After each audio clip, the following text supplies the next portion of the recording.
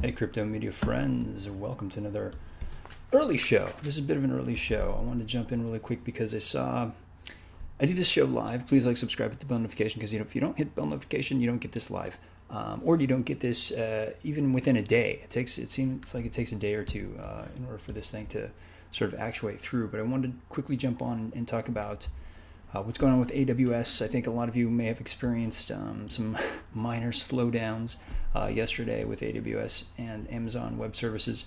And one of the top three, along with Google and Microsoft, who own just these huge, massive centers of processing. And it was kind of one of these things that, I just happened to have met who was then the head of AWS, now the head of Amazon, a long time ago. I was in college and just checking out entertainment convention in Las Vegas. Hit me in the comments below because I'm slipping on the name.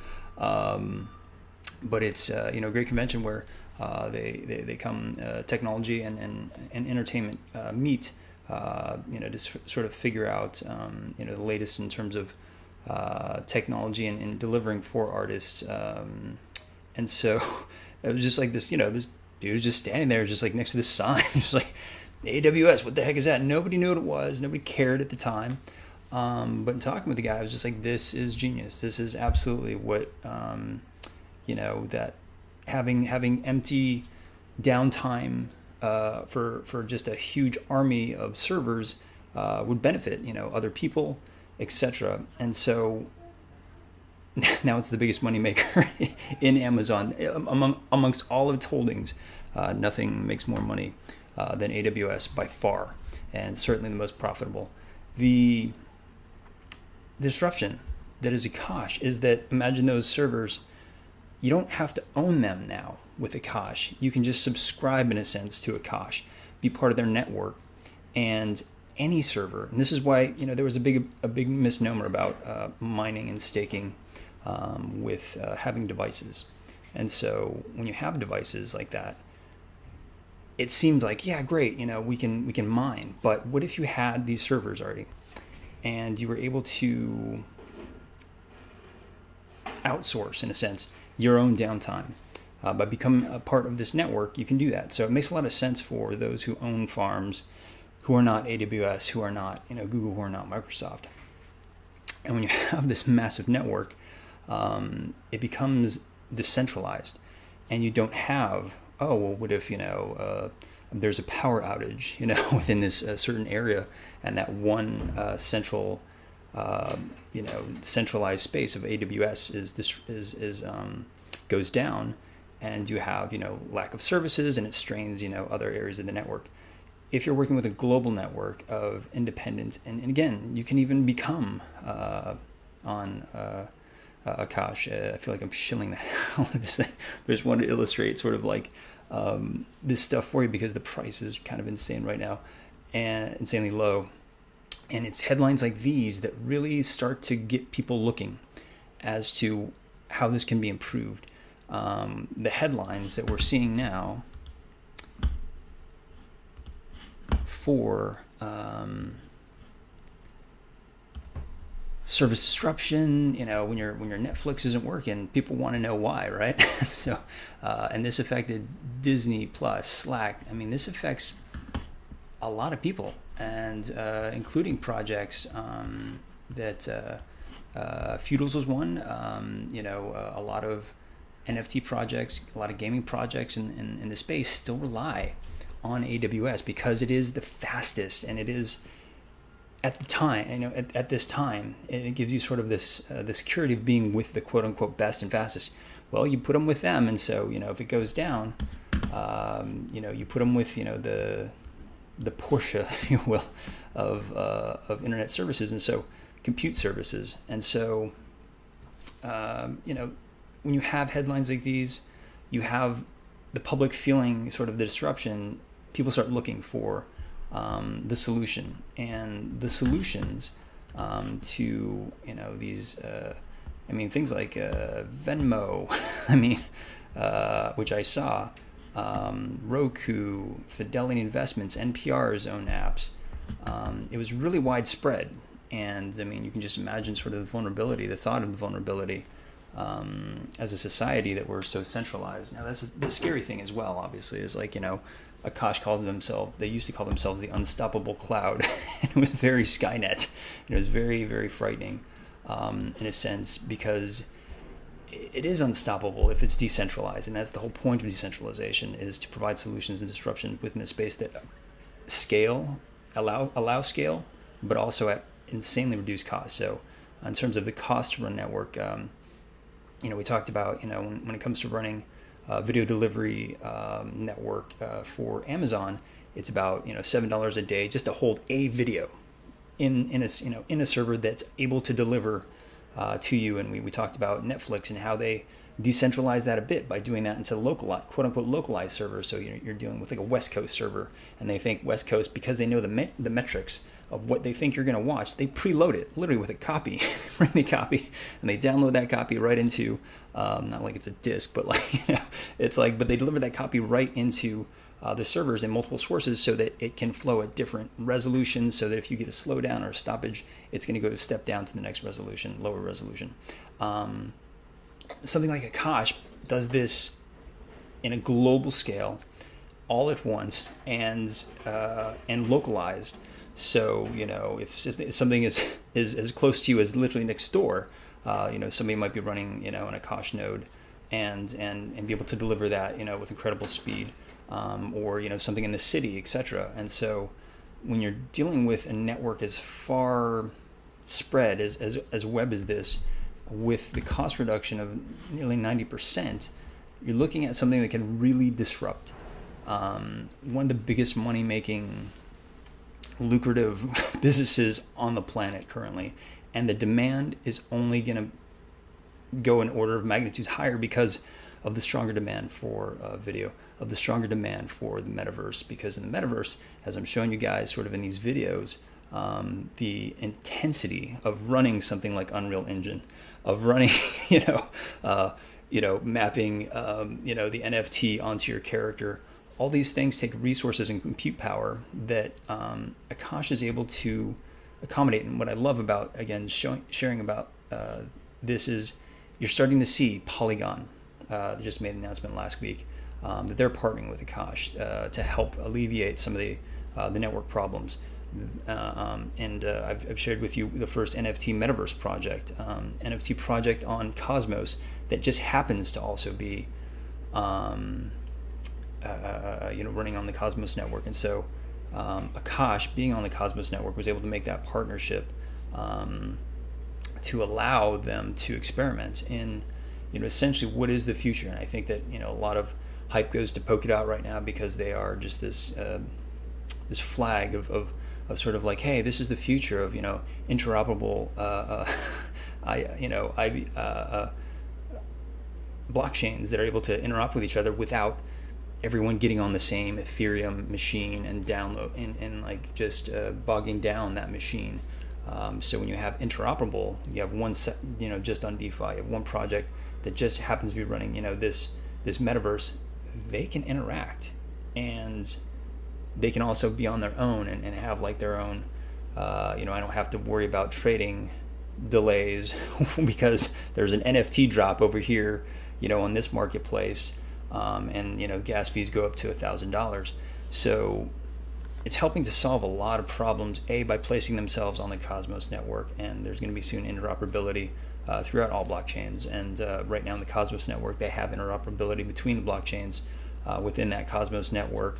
And you can see it, and that's what makes it tough, and that's why you don't see AKASH mooning, because there isn't enough awareness about this project because it's on Cosmos. If this were on Ethereum, I think it wouldn't be as effective, but everyone would jump on board and understand like how amazingly disruptive this could be. But given that it's on Cosmos, that gives an opportunity for those who are aware and who are very early, like you are, and like we are here on this channel. And so when you're going to look at AKASH, and I know that not a lot have even a MetaMask wallet. I think a lot of people are just kind of looking at this and saying like, well, what is this? I understand disruption, and I understand, the picks and the shovels. This isn't a pick and a shovel. This is a bulldozer. These are the things that are going to make the metaverse. Projects like this and Kudos, to some lesser degree. I think I'll look at the AKASH team because they actually have experience within this space. They've sold companies in Web 2.0. They've done this within the same space of dealing. They have the relationships with these server companies to make them super effective at signing up. Now it's just all about onboarding projects, and that's gravy. And the way that they've paved out this timeline of inflation, token inflation, meaning if you stake now, it used to be you get about 50%. It looks like maybe it's going down a bit. It should at the end of its 2-year sort of run of their roadmap have go down to zero inflation. So essentially you're making, as you're staking now, if you stake early, you're making 50%, and that just goes down, down, down. And so by the end of 2 years, roughly, according to the roadmap, you then begin as a profit participant.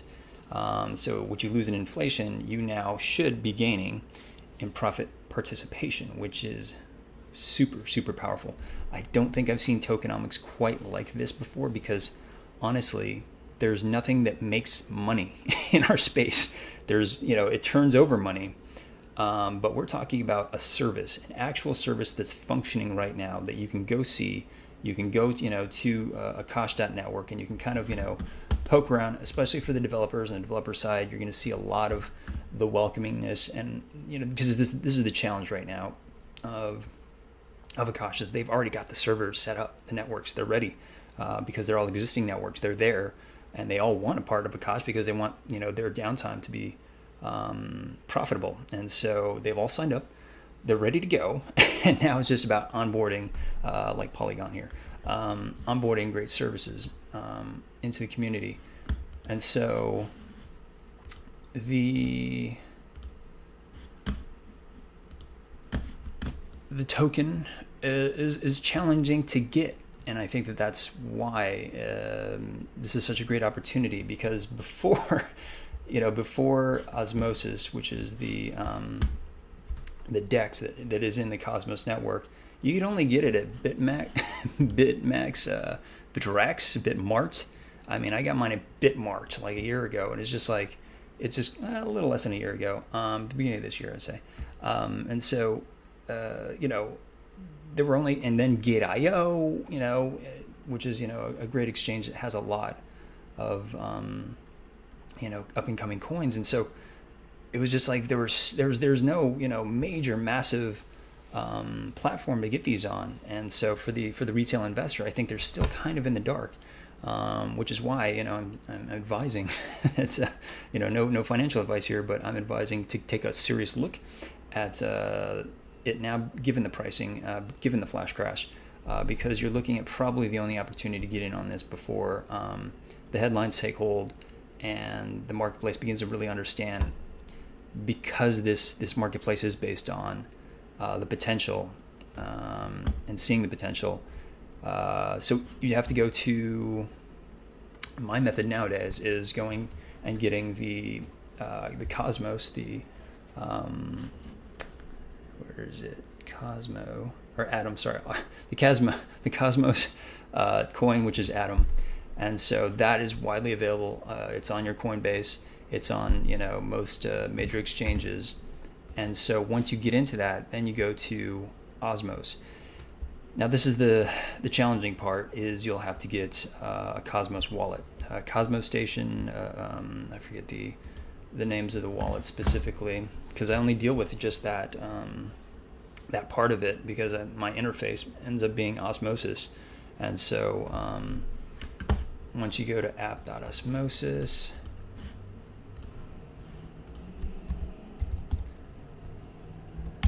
zone,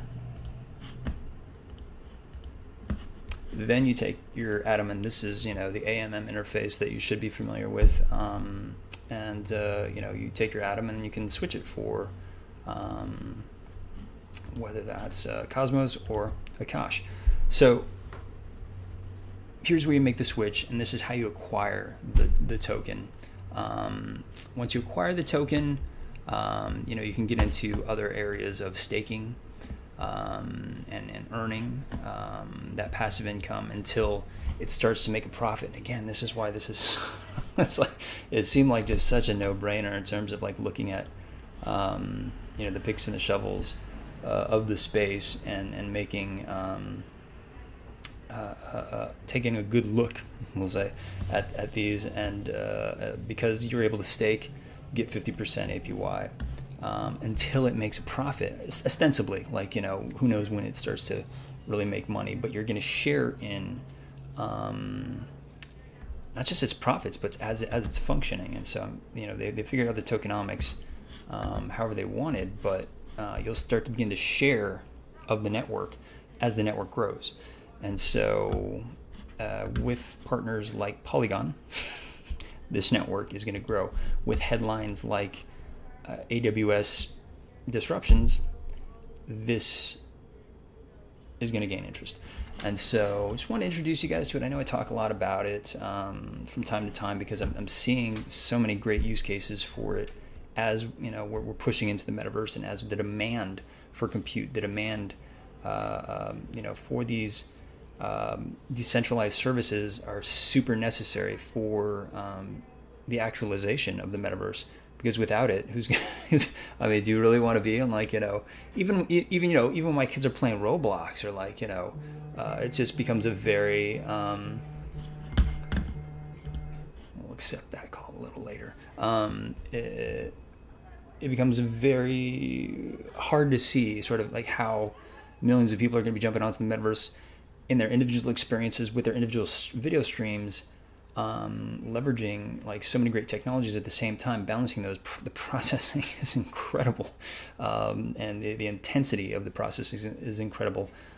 But if it's localized, but if everybody has their servers, or certainly high grade processors, throwing some of my latent max, when they're not in their video editing mode, and then making a profit from that, or gaining some income from that passively, is a phenomenal version of the future. And I think when you start to examine the needs for the picks and the shovels, and what kind of picks and shovels are going to be needed in the metaverse, you start to see the players involved that have set themselves up for this, because these projects have been long gestating. These, we're jumping in this year in a big way, but you're seeing a lot of projects that have been going. Like Sandbox has been going for 4 years. This is 4 years of development and research and understanding, competitors and